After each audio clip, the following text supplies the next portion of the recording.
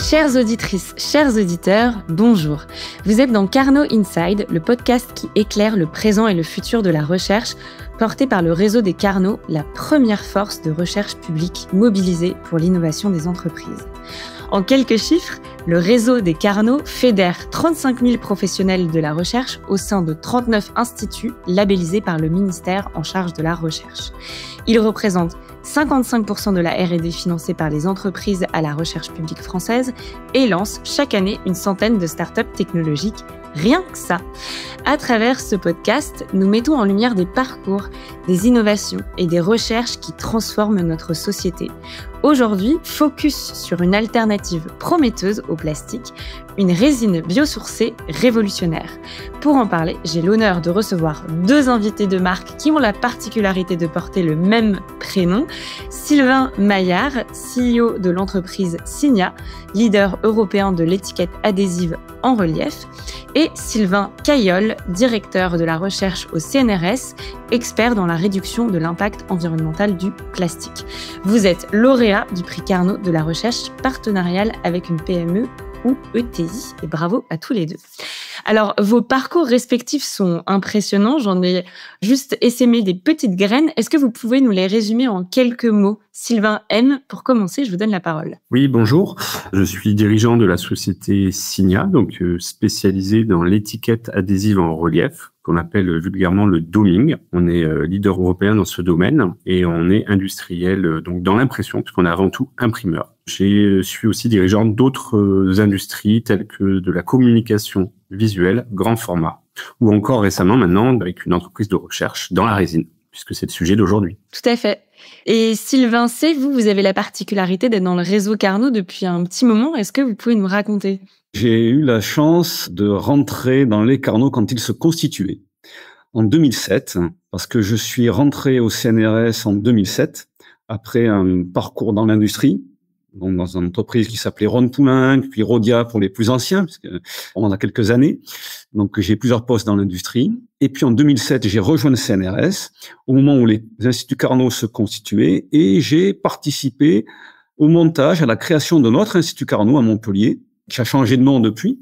J'en ai été d'ailleurs le directeur adjoint. Depuis, je suis toujours dans cet institut Carnot en charge de, on va dire, la recherche liée à la réduction d'impact dans les polymères. Super intéressant. Vous êtes du coup dans le réseau depuis un petit moment et vous avez du coup, j'imagine, accompagné un certain nombre d'entreprises dans leur innovation. Là, aujourd'hui, vous avez du coup développé une innovation avec Signia. Est-ce que vous pouvez nous raconter un peu en quoi consiste cette innovation? Nous imprimons des étiquettes adhésives en relief appelées doming et la matière première la plus utilisée dans la fabrication industrielle de ces étiquettes est la résine polyuréthane.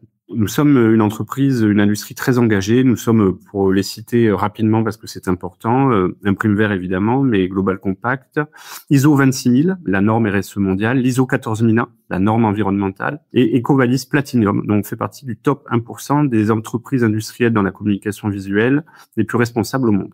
Et dans cette optique-là, nous voulions améliorer notre produit, nos étiquettes, et donc changer notre matière première la plus importante dans sa fabrication pour la rendre plus vertueuse. Et donc, nous nous sommes rapprochés de l'Institut Carnot et de Sylvain Caillol en particulier pour nous accompagner dans cette grande quête de responsabilité. Et Sylvain Caillol, comment ça s'est passé ce processus d'innovation pour parvenir à une formulation qui soit décarbonée? L'objectif est d'obtenir les mêmes propriétés finales, le cahier des charges de l'entreprise.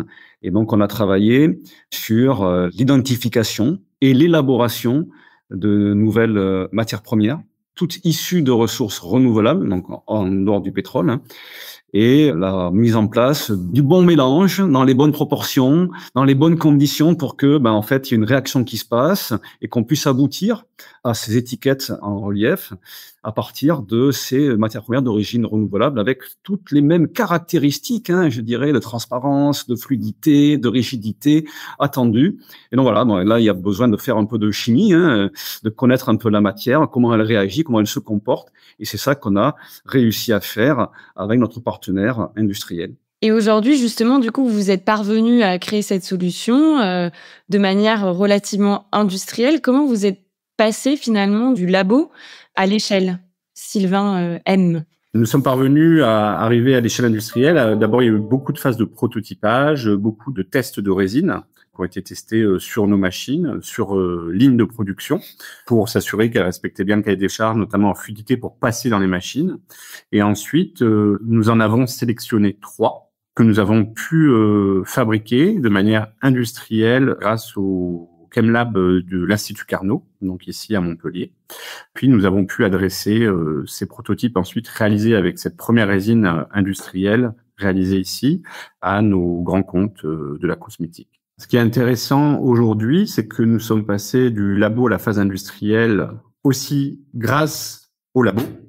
Et aujourd'hui, nos productions industrielles sont en test industriel chez les industriels de la cosmétique. Donc, on est vraiment allé jusqu'au bout du process, c'est-à-dire la recherche, le développement, la fabrication et la fabrication du produit fini, qui aujourd'hui est en production en phase test finale, prototypage chez les clients finaux. Et justement, quel a été le rôle du Carnot et plus précisément du prix Carnot que vous avez obtenu dans ce développement-là entre le labo et puis le passage à l'échelle que vous racontez aujourd'hui? Alors, le prix Carnot a mis en lumière notre innovation et nous avons été contactés par d'autres industriels, d'autres secteurs qui sont intéressés par notre résine, par la recherche qui a été réalisée et qui nous permet d'ouvrir d'autres opportunités sur d'autres secteurs. Ce prix est une belle opportunité pour notre société de recherche et développement en résine et notre industrie pour s'ouvrir à de nouveaux marchés. Sylvain Cailleul, vous avez mentionné justement que tout l'enjeu de cette innovation, c'est de remplacer le polyuréthane, c'est un petit peu compliqué, par du coup des matières biosourcées. Et c'est pas anodin puisque le polyuréthane, c'est le 6e plastique le plus produit au monde. Aujourd'hui, la pollution plastique, c'est un défi majeur de ce siècle. Pourquoi est-ce que c'est crucial de le réduire un peu partout, y compris sur les étiquettes? Et pourquoi est-ce que cette innovation, elle pourra justement essaimer pour un enjeu plus large? Le polyuréthane, il est partout. D'ailleurs, en ce moment, on est assis dessus, parce que les mousses des sièges, c'est aussi du polyuréthane. Et les mousses rigides qui isolent un bâtiment, là, c'est aussi du polyuréthane. Donc, on en trouve partout, effectivement. Et les travaux qui ont été menés d'ailleurs avec Signia peuvent être étendus à d'autres applications, et c'est bien l'objet de la société de recherche d'ailleurs que dirige maintenant Monsieur Maillard. Et effectivement, si vous voulez, l'objet, c'est vraiment de réduire les impacts environnementaux de la fabrication de ce polyuréthane, de ce plastique. Plastique qui peut être, donc ça veut dire qu'il peut être d'origine pétrolière, et là il est d'origine renouvelable. Donc on réduit les impacts parce qu'on n'utilise pas de pétrole. Et que tout dans la fabrication, le CO2 qui est émis, c'est un CO2 qui est d'origine renouvelable, donc ça en fait pas en plus. Et donc tout ça fait que ça réduit les impacts environnementaux. Et en plus, il se trouve qu'on a utilisé des composés qui sont pas dangereux, donc ça aussi c'est un intérêt parce qu'effectivement, dans certains composés, dans certains polymères, dans certains plastiques, il y a des composés réactifs qui sont dangereux. Et donc là, c'était aussi un objectif qui n'est pas de danger pour les salariés de l'entreprise. Voilà, donc on réduit les impacts à tous les niveaux, vous voyez, pour l'homme et pour l'environnement. Et c'est ça qui est vraiment important, qui est prioritaire. Oui, là j'ai envie de, c'est bien ce que Sylvain C souligne. On veut répondre à un marché qui est même un marché futur pour nous, qui est visionnaire dans le monde de notre industrie, le doming. Prendre un pas d'avance, être prêt, c'est ce qu'on a fait. Mais effectivement, de suite, c'est répondre aussi à un enjeu de santé au travail qui est très important pour nous dans notre engagement. Donc c'est bien que Sylvain C le souligne parce que c'est quelque chose de très important pour nous. Enlever ces CMR auxquels on est en contact lors de la fabrication avec les océanates actuels, non biosourcés. Est-ce que vous pouvez préciser ce que c'est CMR pour les gens qui ne savent pas ce que c'est? Oui, bien sûr, Sylvain va le préciser. C'est cancérigène, mutagène et reprotoxique. Alors ça fait peur tout ça, d'accord, ça fait peur.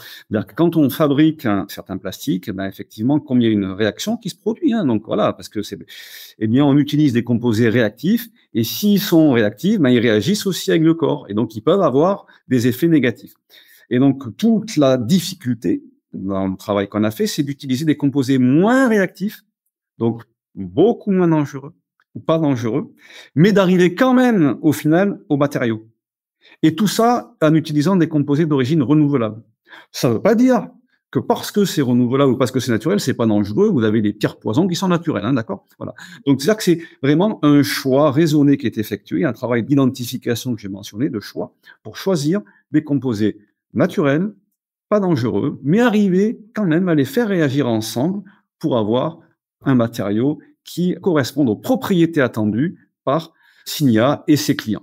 Oui, c'est super intéressant parce que du coup, il y a un double enjeu que moi, j'avais pas nécessairement saisi au départ, qui est à la fois celui de la santé en plus de la décarbonation. Et du coup, c'est quoi les prochaines étapes pour Signia? Vous avez mentionné d'autres marchés applicatifs, mais à quoi ça pourrait ressembler justement ces prochains marchés, ces prochaines étapes à venir? Alors, juste pour ajouter sur les CMR, en limitant les CMR, on limite le risque au travail, mais on limite aussi la pénibilité, parce que les CMR demandent d'apporter des EPI qui sont assez lourds à porter, et donc ça permet d'enlever ces EPI et donc d'alléger la pénibilité au travail. EPI, pardon? Équipement de protection individuelle, oui. Ok, très bien. Les nouvelles applications, il y en a beaucoup. Il y a beaucoup d'opportunités. Elles sont industrielles.